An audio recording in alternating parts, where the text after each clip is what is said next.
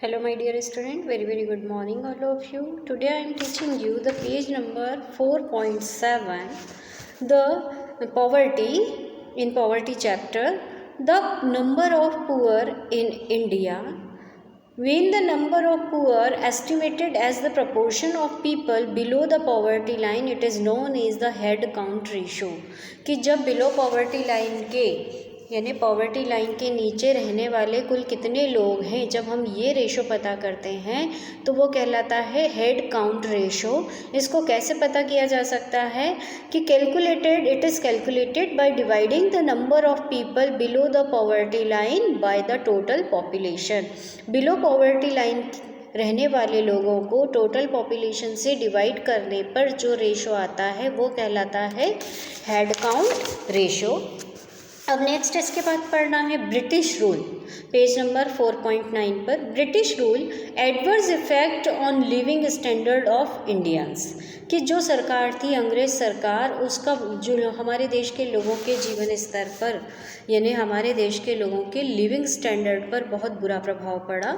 There is no doubt that British rule had a substantial negative impact on the Indian economy and standard of living of the people, कि no doubt British rule had a substantial negative impact, कि जो British rule था उसका बहुत negative impact हमारे देश के लोगों की लाइफ पर पड़ा। पहला point, British government systematically destroyed Indian industries, कि ब्रिटिश गवर्नमेंट ने, अंग्रेज़ों ने हमारे भारत की जो इंडस्ट्रीज़ थी धीरे धीरे उनको डिक्लाइन कर दिया, डिस्ट्रॉय कर दिया। कि their primary motive behind the deindustrialisation was twofold, कि भारत की इंडस्ट्रीज़ को ख़त्म करने के पीछे उनका टू फोल्ड पर्पज़ था, यानी दो गुना उद्देश्य था। कि to get raw material from India at cheap rates, कि भारत से चीप रेट पर रॉ मटेरियल कलेक्ट करना और उसको ब्रिटेन की मॉडर्न इंडस्ट्रीज़ को एक्सपोर्ट कर देना। दूसरा पर्पज़ था to sell finished products of British industries, कि जो रॉ मटेरियल यहाँ से गया उससे फिनिश्ड प्रोडक्ट मिलेगा हमें बना बनाया, वो कहाँ से बन के आएगा, ब्रिटिश इंडस्ट्रीज़ से, तो वहाँ के बने बनाए माल को इंडिया में बेचना। ये उनका दोगुना उद्देश्य था कि भारत की इंडस्ट्रीज़ बंद हो जाएंगी तो रॉ मटेरियल वहाँ सप्लाई हो जाएगा ब्रिटेन में, वहाँ से रॉ मटेरियल से फिनिश्ड गुड रेडी होगा और फिर वो इंडिया में आ जाएगा। More than 70% of Indians were engaged in agriculture throughout the British Raj period, कि पूरे ब्रिटिश राज पीरियड में भारत के लगभग 70% लोग खेती करते थे। British policies raised rural taxes, जो ब्रिटिश गवर्नमेंट थी उसने टैक्स बहुत ज़्यादा बढ़ा दिए। Which enable merchant and money lenders to become large land owners, कि जो कि बहुत बड़े बड़े पैसे वाले लोग थे, मनी लेंडर्स थे, जो बड़े किसान थे वही चुका पा रहे थे। Under the British rule India began to export food grains, it was responsible for frequent famines and as many as 26 million people died in famines between 1875 and 1900। क्या मतलब हुआ, under the British rule India began to export food grains, कि भारत से food grain export होने लगा, हमारे देश के लोग गरीबी भुखमरी से मरने लगे और यहाँ का फूड ग्रेन ब्रिटेन जाने लगा। In short British Raj made miserable condition of people in India, यानी भारत के लोगों की बहुत बुरी कंडीशन कर दी। Their main goal was to provide a market for British export, उसका उद्देश्य क्या था, मेन गोल क्या था कि provide a market for British exports, British के एक्सपोर्ट को, ब्रिटेन के एक्सपोर्ट को इंडिया का मार्केट देना। टू हैव इंडिया सर्विसेज डेप्ट पेमेंट टू ब्रिटेन, जिससे कि भारत पर ब्रिटेन का कर्जा हो जाए। And for India to provide man power for the British imperial armies. Agriculture still the principal means of livelihood, यानी उस समय तक भी एग्रीकल्चर ही हमारे देश के लोगों का मेन ऑक्यूपेशन था, ज़्यादातर लोगों का जीवन इसी से जुड़ा हुआ था।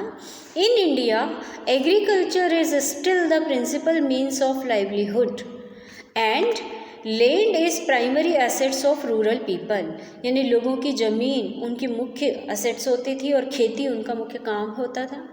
The ownership of land is an important determinant of material well-being, and those who own some land have better living condition. कि ownership of land is an important determinant of material, कि किसके पास कितनी ज़मीन है ये एक मेज़रमेंट का साधन हुआ करता था, कि जिसके पास ज़्यादा ज़मीन है उसकी लिविंग कंडीशंस अच्छी होंगी, वो अमीर है, जिसके पास नहीं है वो गरीब। तो low success rate of land ceiling, कि लैंड सीलिंग की जो सक्सेस रेट थी वो कम थी।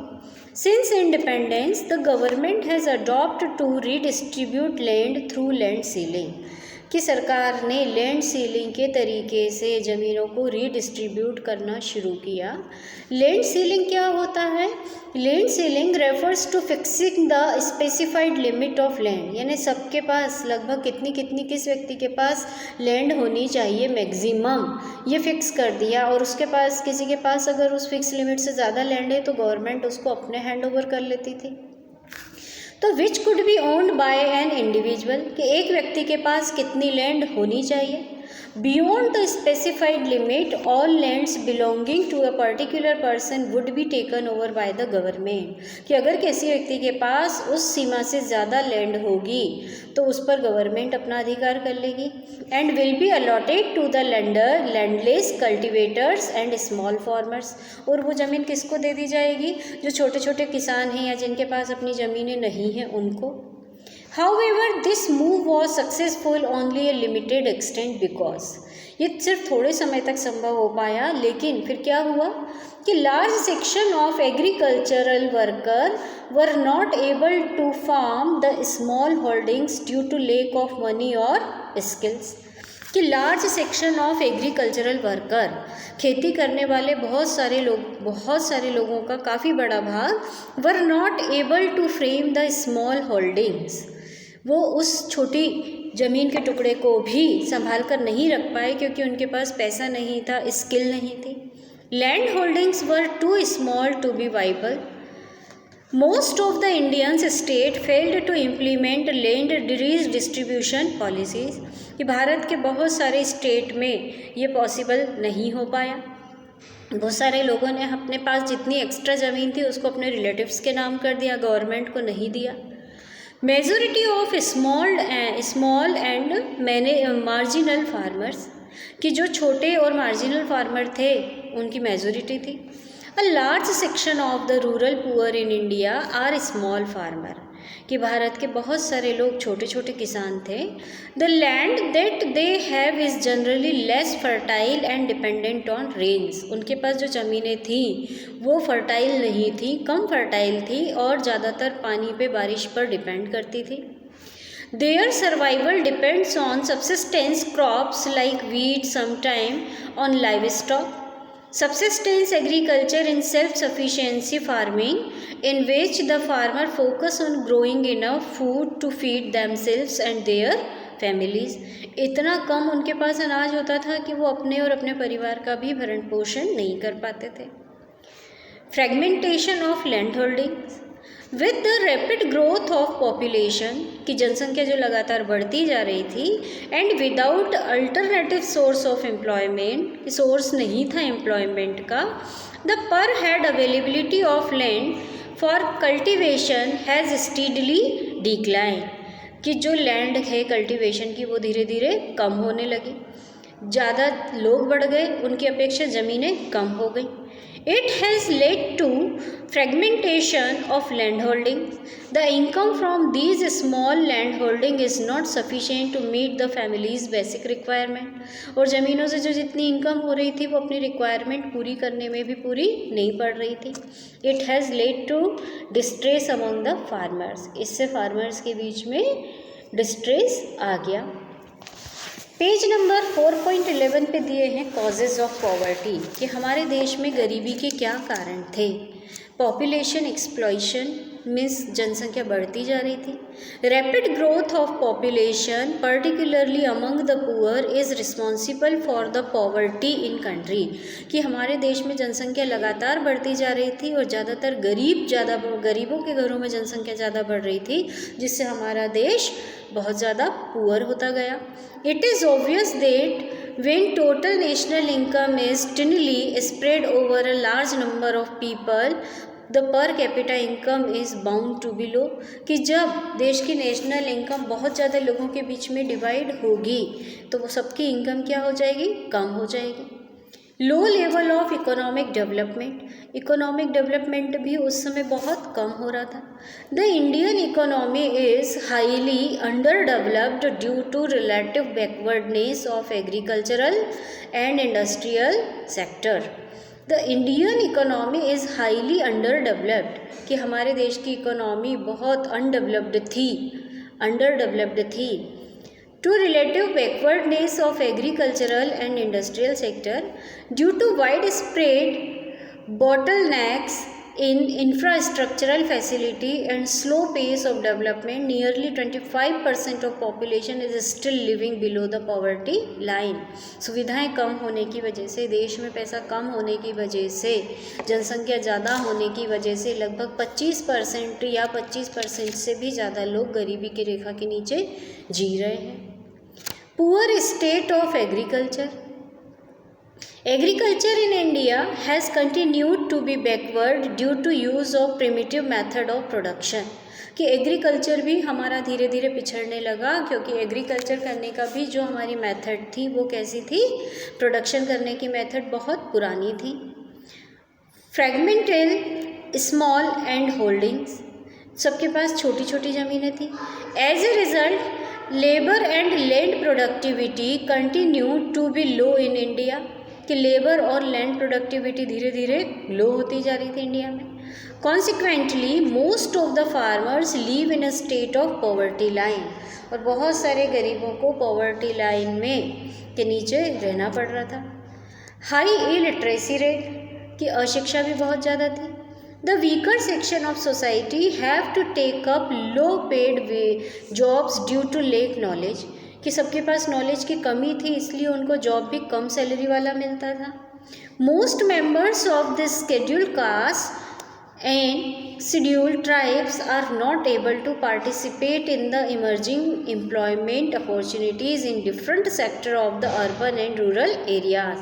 बहुत सारे लोग शेड्यूल कास्ट और शेड्यूल ट्राइब के एम्प्लॉयमेंट अब उनको नहीं मिल पा रहा था, as they do not have the necessary knowledge. क्यों? क्योंकि उनके पास नॉलेज नहीं था, किसी चीज़ की स्किल नहीं थी, किसी काम को करने की स्किल नहीं थी, तो उनकी धीरे धीरे इनकम कम होने लगी, उन्हें काम नहीं मिल रहा था।